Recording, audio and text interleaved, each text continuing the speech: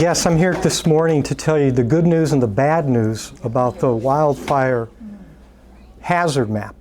Last week they held 3 Zoom calls where people could speak out loud and make public comment against the map. But that time has ended. We have until August 18th to submit our written comments.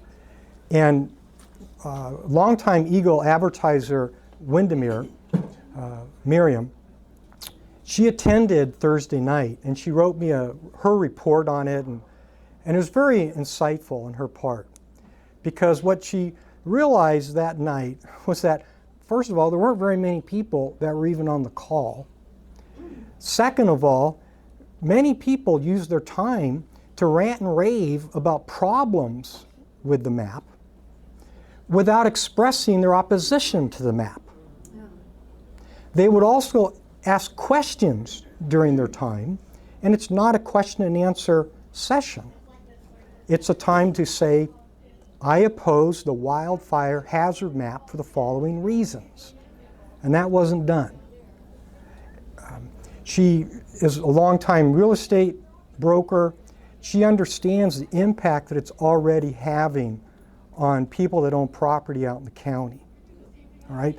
Now let me take a step back, because the one thing about politicians is that they're not stupid. All right?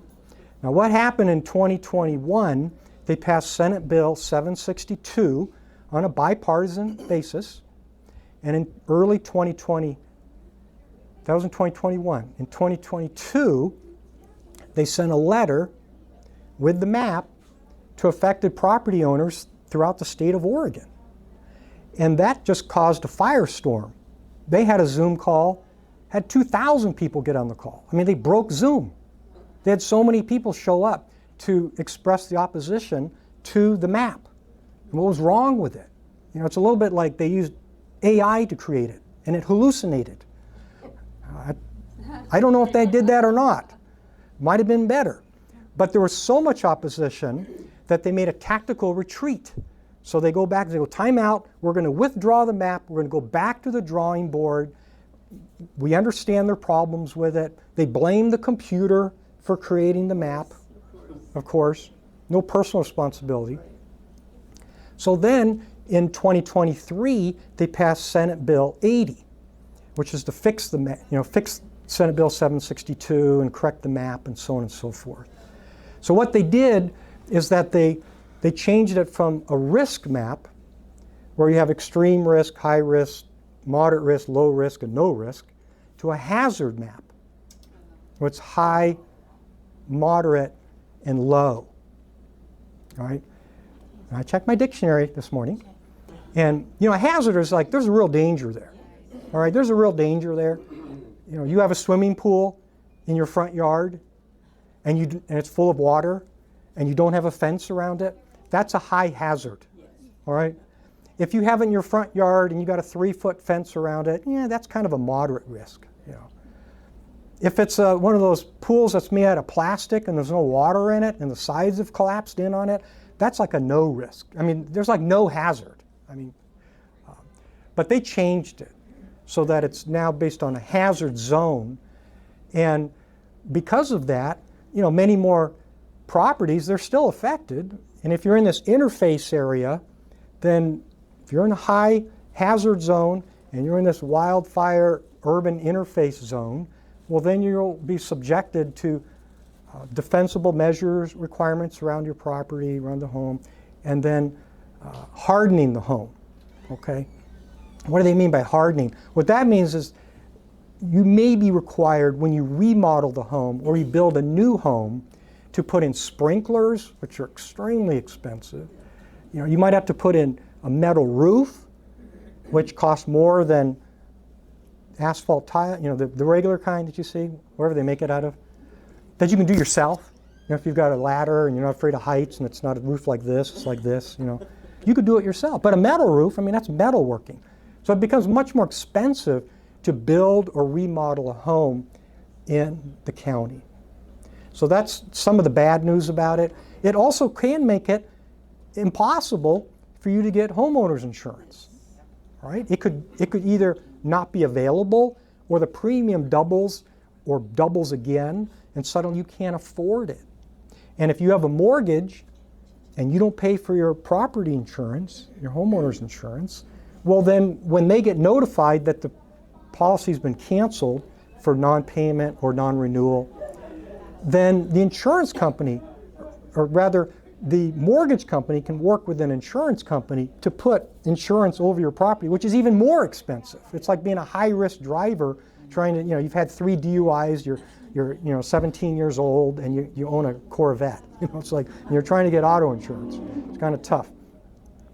So that could make it to where people lose their homes to foreclosure. There's all this bad news. And if you get back to the root of the problem is bad legislation passed by legislators with ill intent. All right? What are they trying to accomplish? Well, as Commissioner and former State Senator Herman Bertschiger said on the Bill Myers Show, it's about money. Because right now, when we have wildfires, and right now we have numbers like 1.2 million acres, 1.4 million acres in Oregon, and we're just barely into August. We still have August and September to go. Well, for the state to pay to put out the fires and to do all the work they do when there's a wildfire, that comes out of the general fund. And how's the general fund funded? Well, by our Oregon personal income tax. And if you own a business, you pay Oregon corporate income tax. If you make so much more money, you pay other taxes. But what they want to do is to have it not paid out of the general fund, because if that's $8 or $10 million, that's $8 or $10 million they can't spend on something else. What they will do is take that $10 million cost to fight the wildfires, divvy it up amongst all of the property owners in these hazard areas, and then send them a bill. So you might get a bill for $247, and that's your share of fighting the fires in eastern Oregon, wherever they happen to be this year. So again, they're taxing us out of our homes. It allows them to generate more money to spend on the programs that they'd rather spend money on, whatever that is. The other root of the problem is the fact, as we all know, the federal lands aren't managed. You could say they're mismanaged, but they're not managed. See, and that's the problem. Senate Bill 762 and Senate Bill 80 didn't apply to BLM land or United States Department of Forestry land, which just happens to be 53% of the acreage in the state of Oregon. Just only 53%. It's barely half. I mean, come on. So it doesn't apply to them. And I know from personal experience, for 16 years, we lived out in the county. We had BLM property right next to us. They never came out. They never thinned the trees. They never limbed the trees. They don't really do anything. See? But had I still lived on that property, then according to this online map that you can click on and see what your property is and where it's rated, my former property is there's only 0.22% of properties in Oregon that have a higher risk than I used to have. So just as as a comparison. Now, I brought a couple things here that you won't be able to see them too well, but a picture can be worth 1,000 words, and I'm not even sure how long I had to talk here. We've got food, we got things out for sale. Everything's for sale in the parking lot, except for votes. So don't worry about that. Okay, good. Great. Well, let me just show you. This is in the Redwood area. I mean, I'll just sort of walk around. I'm mic'd up, thanks to Mike. So then we've got. You can see how some properties in the Redwood area, right across the street from each other. The green is low, and the purple is moderate, and they're right across the street from each other. I mean, it's kind of crazy to think that. How do they do this? But this is the type of thing that can be pointed out in opposition. So if you find yourself on the map, and on Monday, I'm going to have another article on the OregonEagle.com website with links. But ranting might make you feel better, but it won't make the situation better. You have to provide facts. So here are facts, all right? My house is moderate, or my house is moderate and the guy across the street is low. And it's you could provide pictures. You need to, and it goes into the public record. See, and what Miriam said, about some of the comments that people made is since they didn't just say clearly, I oppose the map for the following reasons, it's up to the bureaucrats to try to decipher what you said. Does that go in the opposition or the support column, or we can't quite figure it out? Well, we'll just put that in the we can't quite figure it out column. And they might come back and say, well, we only had 14% of the people opposed. Or out of, 200,000 properties, we only had 57 comments. So it really matters. Now my second little one here, and of course we have Dwayne Yunker and Chris here. People in real estate, they know this stuff. They know how this can impact their business. And they know that they can't serve their clients if they can't buy a home and get homeowners insurance on it, or they can't sell their home and move here, or people that are coming up from California to escape the craziness down there. They decide to move to a different type of craziness here in Oregon. Right. Well, then they run into stuff. Okay, now here's the second one. This is another show and tell. Okay, remember the red is the hazard zone. Let's make everything moderate. Okay, yeah, I know. What we need is more moderates in Oregon. Well, I mean, the whole thing's blue. But what Miriam pointed out in her comments is that if you look at the map and you look at the urban area growth boundary, they really align. So that if you're in the city, or if you're in the urban area growth boundary, you're at low. But if you're outside the urban area growth boundary, you could be moderate. Well, what this map shows, those red zones, I mean, think about that.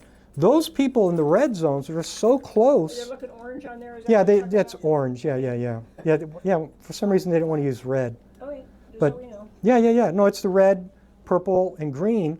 But if you own, like, look at this guy right here. This is a little flag lot.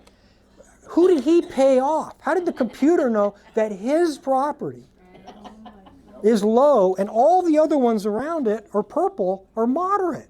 So if that's a vacant lot, he could sell it or he could get insurance. I mean, it's ludicrous. What about these people that live right on the Rogue River, and they're in the red zone? They're in the high risk zone, the high hazard zone. If any of that's vacant lots, or they wanted to remodel, let's say they have a 3-bedroom house, they want to make it a 5-bedroom and add a family room, well, suddenly they might have to add sprinklers. I mean, that could add $50,000 to their property. See, it's very, very expensive, but what's the difference? See? And I'm saying all this in a very calm, reasonable, rational voice. I'm not ranting. I'm pointing out reasons to be opposed, because we don't want them to attack us for attacking them. We want them to have to wrestle with our reasonable arguments that this map needs to be done away with. Some of these are out here. I could go on and on about this area, but it's just an example of how it's either been corrupted or it's just incompetent, the process to create this. It's either one or the two. See? And it's just, and then the other part of all this, and this gets, the idea that the powers that be want people to live in the cities and not live out in the country. I mean, it couldn't be more apparent by looking at these maps. Do you have something to say? Yeah, Richard, sorry. This is a true story in real estate that Dwayne and I do. I just had a property on Needlewood, Lower River Road. We go to sell it. He's moving out of state, and we could not sell the home on time because the insurance companies wanted to charge $4,000 a year for homeowners insurance, and they would not insure. We got rejected by USAA, Allstate, Farmers. We had to go find some private insurance company. Finally got it down to $200 a month. Wow. Just for fire insurance. 12 times 2 is what, $2,400? Yeah. In addition to fire protection too. And the fire department, rural metro, was only a mile away. And he had defensible space. He had a gated 1-acre parcel on 5. Pool, everything, no fire would even get near him. He could control it. And we could not sell that house. And finally the buyers accepted the $200 a month, $250 I think it was. And it's a real thing. And when I saw that happen, and you're talking about it, it's going to trickle. And we're going to have a tough time selling homes, your homes, or moving for that matter. So thank you, Richard. Yeah, no, you're very welcome. It's great to hear those stories because that makes it real. See, we all experience this going to the Grants Pass City Council meetings when they're talking about the problem of drug addicts and homeless campers, where people that paid more to have a house next to the parks, and all of a sudden they couldn't sell their properties because no one would list it because they knew no one would buy it because there are too many happy campers living next door. See, it's the same thing. So we do have the opportunity to push back on this. Longer term, we need to elect a majority in the House and in the Senate. We need to change the law, all right?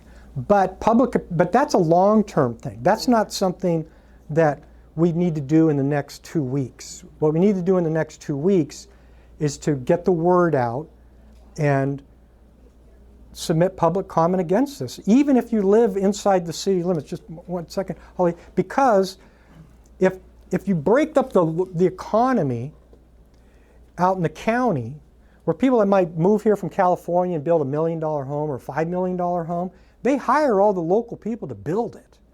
And it's all about prosperity and about people that start out in a little home and then they start doing better and they move into a little bigger home and then they move into 5 acres in the county, and the homes they had before are available for somebody else to buy, and people are building new houses and all of that. And it's a whole infrastructure that we really are in this together. And for any of us that have children or grandchildren living in Josephine County, we need to push back on this because anything that affects housing in a negative way affects their ability to live in Josephine County long term. Yes, Holly? Well, it's a comment. I think we should have a workshop that people can get together and fill out forms, fill out the letters that they want to do, and get a little help on that. Look at the maps. Because I think what keeps people from doing it is they're not sure they're well enough informed to do it. So I'd love to I'm going to set up a workshop of some sort. Maybe you could give us some ideas and comments about that so we can get those letters in. Yeah, absolutely. Absolutely. And It's the best idea.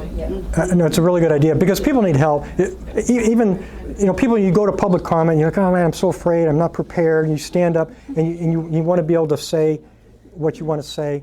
It's always better to be prepared. It's better to be coached, and a workshop would coach people on how to respond. But partly, it's going to be just done in just mass opposition. I mean, just starting out with the words, I oppose the wildfire hazard map because I don't like the color orange. They should have used pink. That still goes in the opposition bucket. But obviously, the better your reasoning, the better your opposition. If you speak as an authority, either you're in the insurance business, real estate business, mortgage business, whatever that your business happens to be, that you can see that things are already being affected, then that adds even more weight to it. Personal stories make a big difference. We want to get personal stories into the thing because they can come up with all these stories about somebody was living out in the county and their home burned down, now they've lost everything, and now we've got to do something about it. Well, I mean, that's a sad story, but for every one, what was in the article reading this morning? It's something like approximately, let's say, 100 homes have been burned down. I think it's less than that, but let's call it 100 homes so far this fire season. That's a terrible thing for 100 people to lose their home. But should 100,000 homeowners have their homeowners insurance doubled or tripled? That's something we need to consider. And thankfully, we do have the time to make written opposition, and we can make it go viral, and we can write articles, and I put them out in my email list, and you can send those to people and get them to take action. This is one of these things. Most people sit back and think, it's not as bad as they're making it sound like, and it'll just work its way out. But it's not always that way. And many times you have to fight and fight hard. And this time, we're fighting with words, and we just need to let them know our feelings and our opposition and just try to get as much as we can because, see, they're smart this way because the comments end on August 18th, right? That's it. They close the comments. When do the letters go out to all the people that are affected? October 1st. 6 weeks later. That's something they didn't do 2 years ago. But that's how they got it this time, so that the people that are most impacted won't even know about it until it's too late to change the map. Then they're going to have to appeal, and who knows how much that's going to cost in time and money. So there you have it. And that's both the good news and the bad news about the hazard map.